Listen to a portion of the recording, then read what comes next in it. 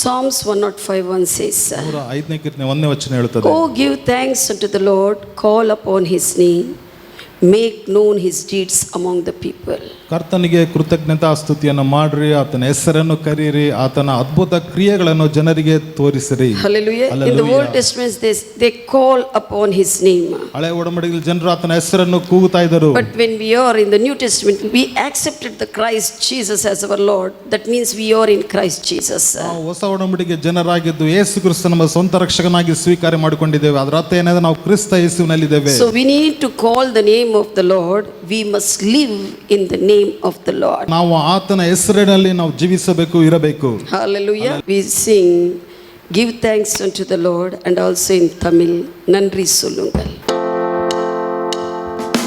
Give thanks to the Lord, live in his name, make known his deeds among the people.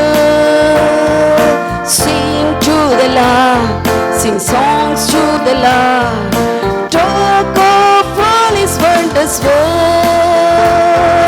Glory to his holy name, let the hearts of those rejoice who seek the Lord. Seek his name, seek his face evermore.